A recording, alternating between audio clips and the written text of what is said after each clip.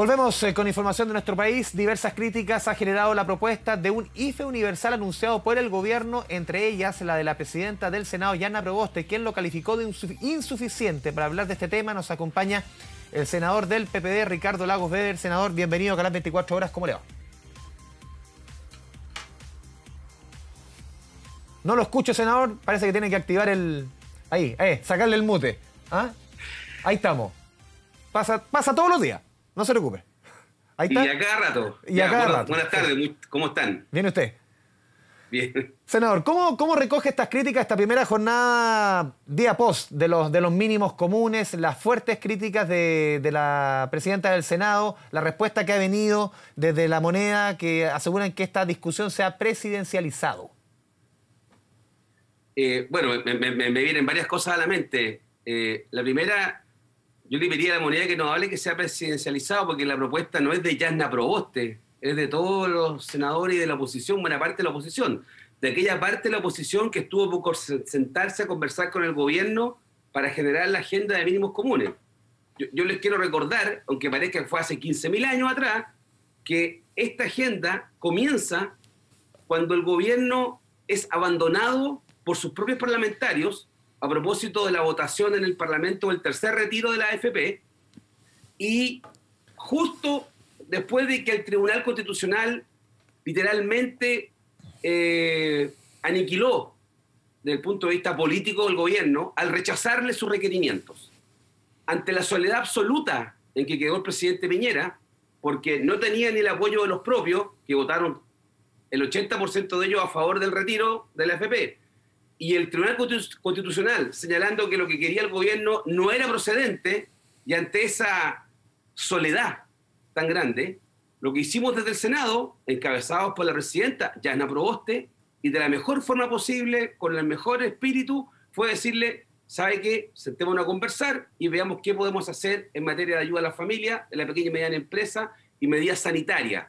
Porque, aunque parezca increíble, hace 26 días la situación pintaba más o menos en materia sanitaria porque había un empeoramiento, pues ahora está peor. Entonces, eso fue todo lo que... Entonces, en ese esquema es: no presidencializa al gobierno, no tire la pelota para el córner. Aquí lo que se trata es apoyar a las familias chilenas y a la pequeña y mediana empresa. Si el gobierno lo hace bien, se pone de acuerdo, hasta puede que capitalice algo. Si fuéramos una oposición egoísta, habría que negarle lo que él quiere. Nosotros no le negamos, le decimos que es insuficiente. Pero lo bueno es que tiene que presentar los proyectos en el Parlamento y ahí los vamos a discutir. Y yo le garantizo algo: vamos a tener mejoras sustantivas, porque no hay de otra. Sí, senador, por lo menos reconoce un avance respecto a lo que se tenía en los pagos del IFE ampliado entre los meses de abril y mayo, que llegaba a 100.000 pesos por persona, con un tope, cuatro personas, 400.000 pesos. ¿Aquí por lo menos reconoce que hay un avance? Sí, hay dos maneras de mirarlo. Uno, que hay un avance respecto a lo que había. Es más, le puedo decir más, le puedo agregar más avance respecto de lo que ya hay hoy día, que eran los 100.000 pesos por persona. Eso el gobierno lo anunció un poquito antes de la discusión del tercer retiro de la AFP. Y eso ya también fue un avance. Otra manera de mirarlo es que esos mismos dos avances que ha tenido ahora se lo pedimos el año pasado. El año pasado, no en diciembre del año pasado, en mayo del año pasado, en junio del año pasado. Yo le quiero recordar, y sin ánimo de generar polémica, pero va a salir un poquito así, de que dos ministros del gobierno del presidente Piñera de la época, el año pasado, celebraron con una foto y todo contento que le habían tenido éxito porque habían logrado obtener un bono, no me acuerdo si era de 50.000 o 65.000 pesos. Me refiero a los ministros que hablan de los completos, que hablan de los... No sé, ya me perdí. Pero lo concreto es que quiero decirle que el gobierno ha venido de atrás. Le ha costado tomarle ritmo a la crisis. Ese es el punto. Entonces, sí, respecto a lo que había, hay un mejoramiento. No faltaba más que después de 26 días que estuve esperando una respuesta, viniera con algo inferior. Pero yo creo, y no solamente yo, expertos, que tenemos espacio responsablemente, eso es muy importante, responsablemente, de poder poner más recursos para enfrentar lo que estamos viviendo. Fíjese lo que estamos hablando, de que ahora, yo le garantizo, hoy día San Antonio y Cartagena, que les costó 1 kilo salir de la cuarentena y al paso 2, vuelven a cuarentena. Y yo no me extrañaría que Valparaíso y Viña le pasara lo mismo también en el futuro. Sí, si no recuerdo, fue los primeros días de mayo que un grupo de parlamentarios de oposición, desde la DC hasta el Partido Comunista, presentaron justamente en paralelo a estos mínimos comunes un proyecto de ley de esta renta básica universal de emergencia. Y ellos hablaban de una línea de la pobreza. ¿Por qué se aumenta este 30%? Si hace 3 semanas, parlamentarios de su sector hablaban de la línea de la pobreza. ¿Por qué se crece este 30%? Tomando en consideración que hoy día se dice que es insuficiente, pero hace 3 semanas, por lo menos parlamentarios de su sector, no lo encontraban así, de acuerdo si uno lee de su propuesta. Sí. Nosotros el año pasado hablábamos de la línea de la pobreza, efectivamente. No, estoy diciendo 4 de mayo de este año, hace 3 semanas. Incluso creo que con ustedes, o con usted mismo, creo que tal vez este canal habrá defendido esa propuesta, pero eso fue el año pasado. Y entre medio, aquí ha ocurrido un proceso bien complejo. Millones de hogares se han descapitalizado. Sí, senador, solamente un punto. Senador, si puedo hacerle un punto, porque le estoy hablando de una propuesta que fue el 4 de mayo de este año. En medio de las discusiones de los mínimos comunes, la presentaron parlamentarios de su sector, diputados, desde la DC hasta el Partido Comunista. Por eso yo le digo que una propuesta que hablaba de línea de la pobreza, 3 semanas después, ya esa línea de la pobreza es considerada insuficiente. ¿Por qué? ¿Cree usted? Nosotros, al menos lo que yo he trabajado en el Senado con la Comisión de Hacienda, hemos señalado de que la línea de la pobreza era nuestro norte y lo dijimos el año pasado. Ya. ¿Qué es lo que ha ocurrido? Que de estos últimos 6-7 meses había una descapitalización, un desahorro de muchos hogares en Chile. Y entonces cuando pedimos un aumento que vaya por sobre la línea de la pobreza, ¿qué es lo que habría que haber hecho cuando las condiciones lo permitían y que hubiera sido más útil? Hoy día usted tiene que hacer un doble esfuerzo al que tiene que hacer antes. Llevamos un año en este proceso. Esta no es la solicitud que se hizo en mayo, junio del año pasado, cuando algunos creían que en septiembre íbamos a salir de esto. Teníamos la esperanza. Créame que yo era de los optimistas que pensé que para las elecciones, para el plebiscito del año pasado, íbamos a estar saliendo de esto y que nuestra preocupación iba a ser la reactivación de las micro y pequeñas empresas en Chile.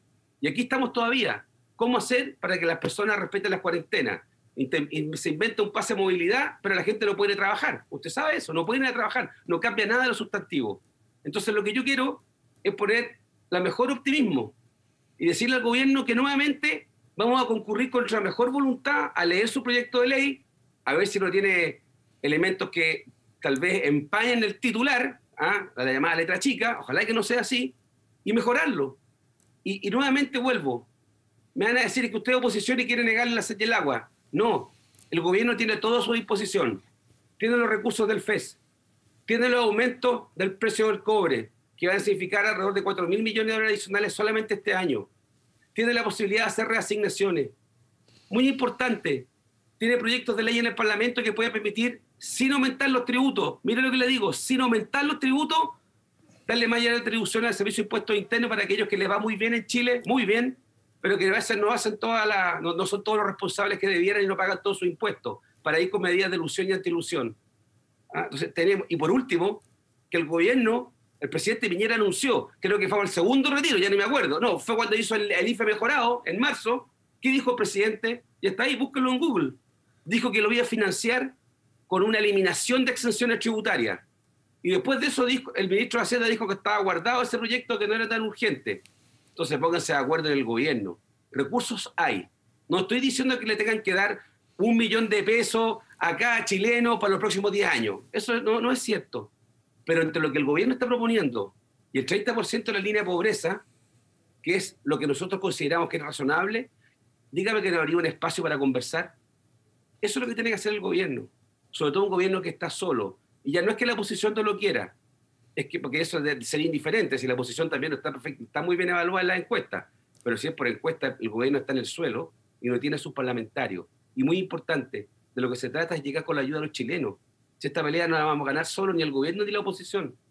Se requiere que la política, en el sentido más amplio del término, más sano, se ponga de acuerdo en la utilización de los recursos. Senador, y en eso estamos fallando. Sí, recién conversamos con un economista de su sector, el expresidente de Codelco, Óscar Landerreche, quien ponía puntos, ojo, subrayaba el peligro que puede sucederse con la presidencialización, por ejemplo, del discurso de Yarna Proboste. Ella ayer hacía una crítica muy dura respecto a la coalición, y hablando de que la única coalición ahora que puede dar gobernabilidad a nuestro país es la oposición. Y hace un discurso de campaña, uno puede leerlo. ¿cuánto puede enturbiar justamente este camino que es tan necesario, estos mínimos comunes, que esta figura se vaya erigiendo? ¿Puede relentar el camino? Primero, no debería. Segundo, le quiero señalar de que Jasna Proboste, la presidenta del Senado, está actuando en representación también de todos nosotros. Y los parlamentarios de oposición no todos tienen la misma, si usted quiere, están presidencializados de esa forma. ¿Ya? Hay otras opciones presidenciales. En la misma Democracia Cristiana está la senadora Rincón, por el Partido Socialista y el Partido por la Democracia, el partido al que yo pertenezco, está la ex ministra Paula Narváez, ya que también ha hecho propuestas en esta materia. Entonces, y Jasna Proboste es una mujer inteligente y no va a pisar ese palito. Y nosotros no queremos que lo haga tampoco, porque de lo que se trata, si usted me pregunta si tuviera que buscar un elemento para politizarlo, sí, para mí sería no presidencializarlo. O sea, al final del día los chilenos no van a votar porque le puso más recursos arriba de la mesa para comer o para pagar las cuentas. Eso no va a ocurrir. Ellos van a votar por otras consideraciones por las que tuvieron tal vez hace 2 semanas. Esas son las razones pero, estructurales. senador, uno podía ver, por ejemplo, en otras discusiones, y no vamos a comparar los casos, pero lo que sucedió, por ejemplo, en los números, en las encuestas con Pamela Giles, tenía mucha relación con los retiros. O sea, algo tiene de la discusión del Congreso, de las ayudas, en este caso no es una ayuda al Estado, pero es sacar los retiros, los fondos previsionales, algo tiene que ver con la popularidad de un político. Sí, pero ya que usted saca ese tema, como me puso un ejemplo que es bueno ese ejemplo, ese mismo ejemplo lo puedo usar para explicarle por qué creo que no es tan así. ¿Ya? Porque se aprobaron los 3 retiros. ¿Y por qué cayó la popularidad de Pamela Giles? Porque no pidió un cuarto, un quinto. Es porque ocurre que los chilenos y las chilenas, y yo soy chileno también, vemos otras cosas y valoramos otros elementos a la hora de valorar y medir qué queremos para Chile. Dicho eso, nosotros nos vamos a preocupar desde el Senado, y la senadora Proboste no me cabe ninguna duda, de no presidencializar o generar ese ruido adicional. Que encuentro la crítica bien poco seria de parte del gobierno. El gobierno debería preocuparse de ver cómo mejora la ayuda a los chilenos, ¿ya? Y no quién es el próximo presidente de Chile. Se me apura más.